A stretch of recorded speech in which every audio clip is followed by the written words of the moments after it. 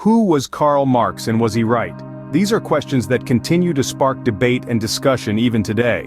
Born in 1818, Karl Marx was a German philosopher, economist, and political theorist who left an indelible mark on the world through his critiques of capitalism and his theories about historical materialism and class struggle. Alongside Friedrich Engels, he penned influential works such as the Communist Manifesto and Das Kapital, which have shaped discussions about economics, politics, and society for over a century. But was Marx right? Opinions on this are as diverse as the people who ponder the question. Some laud Marx's insights on capitalism and economic inequality, while others question his predictions about the collapse of capitalism and the rise of a communist society. The discourse is as engaging as it is complex. So let us embark on a journey through the life and theories of Karl Marx, and attempt to answer these compelling questions. Born in 1818 in Trier, Germany, Marx's journey began in an intellectual and affluent family. His father, Heinrich Marx, a successful lawyer, was a man of the Enlightenment, devoted to Kant and Voltaire, who took part in agitations for a constitution in Prussia. His mother, born Henrietta Pressburg, was from Holland. Both parents were Jewish but converted to Christianity due to the restrictions imposed upon Jews, a fact that would later fuel Marx's stance against religious oppression. Marx was homeschooled until the age of 12, then went on to study at the University of Bonn and later at the University of Berlin. In Berlin, his life took a decisive turn. He was introduced to the works of G.W.F. Hegel. Marx was drawn to the controversial Hegelian notion of dialectical progression and the idea of societal change through conflict. These ideas would later form the crux of his own theories. Marx's intellectual journey was shaped by these early experiences, setting the stage for his future work. Marx's collaboration with Friedrich Engels was a pivotal part of his intellectual journey. This partnership, which would span over 4 decades, began in the bustling city of Paris in the mid-19th century. Engels, a fellow German and fervent critic of capitalism, shared a mutual intellectual resonance with Marx. Their shared vision and complementary skills led to a partnership that would change the course of political thought forever.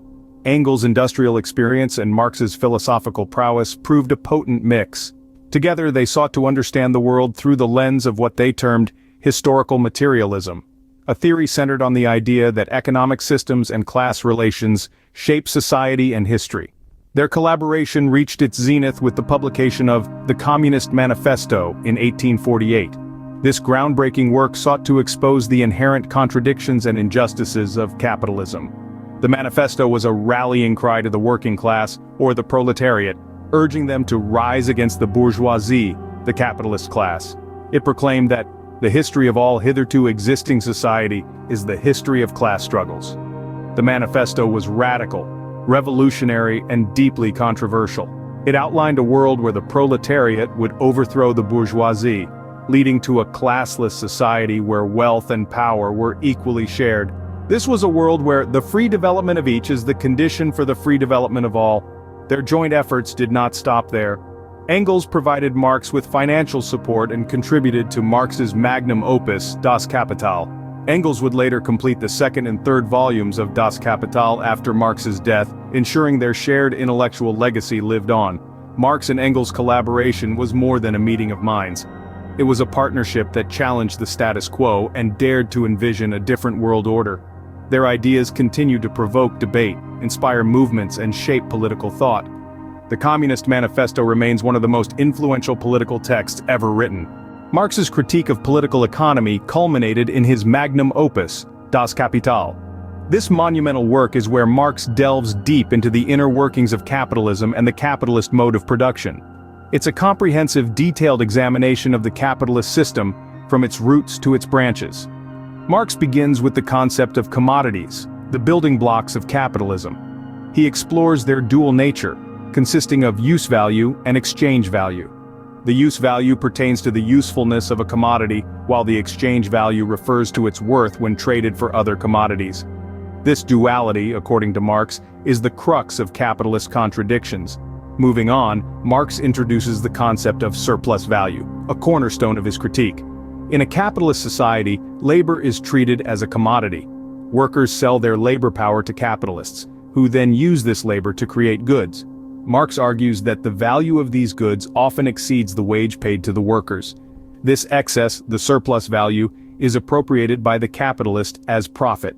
This process, Marx posits, is the source of exploitation in capitalist societies, leading to a vast accumulation of wealth at one end and a widening chasm of inequality at the other. Marx also scrutinizes the capitalist mode of production. He asserts that it is inherently unstable, prone to crises and contradictions. It breeds alienation as workers are estranged from the products of their labor, their fellow workers, and their own creative potential. Moreover, capitalism, Marx contends, is self-destructive. Its insatiable pursuit of profit and expansion would eventually lead to its downfall, paving the way for a proletarian revolution. Das Kapital is a dense, formidable text, and its analysis of capitalism is both incisive and contentious.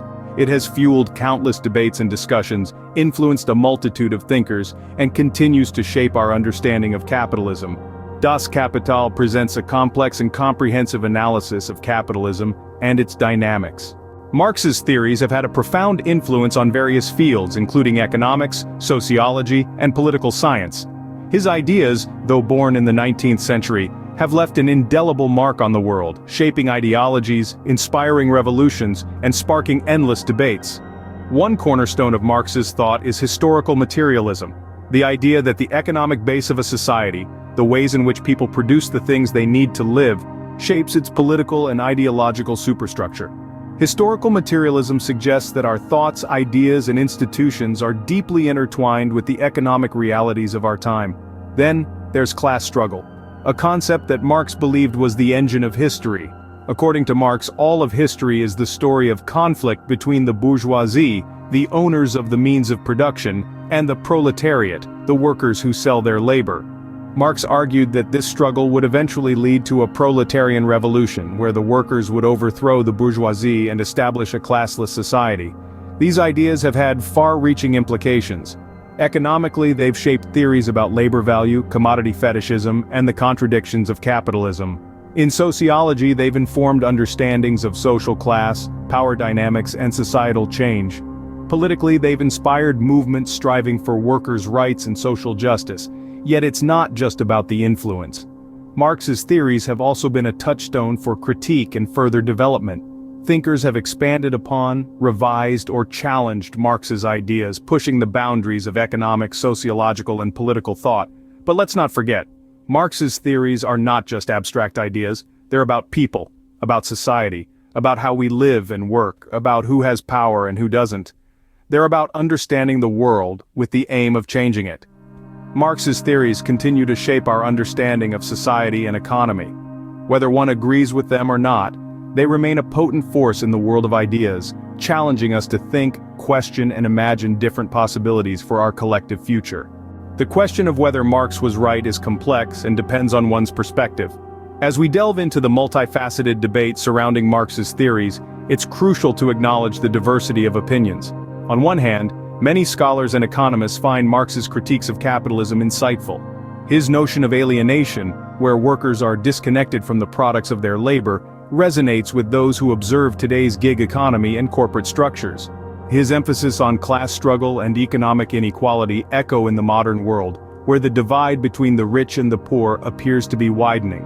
Moreover, Marx's concept of historical materialism, which posits that social change is driven by economic forces, is often employed by historians and sociologists to analyze societal transformations. These aspects of Marx's thought, among others, continue to offer valuable tools for understanding our world. However, Marx's critics point to the inaccuracies of his predictions. The collapse of capitalism and the rise of a classless, communist society have not materialized as Marx envisioned. The attempts to establish communist societies in the 20th century, such as in the Soviet Union and China, did not result in the utopian ideals Marx described. Instead, they often led to authoritarian regimes and economic difficulties.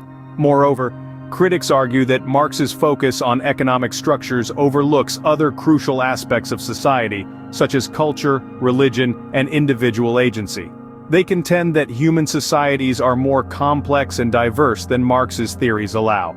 In conclusion, the question of Marx's rightness is not a simple yes or no.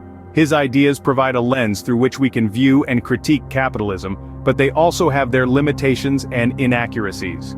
Whether Marx was right or not, his ideas continue to provoke thought and debate, making him one of the most influential thinkers in history.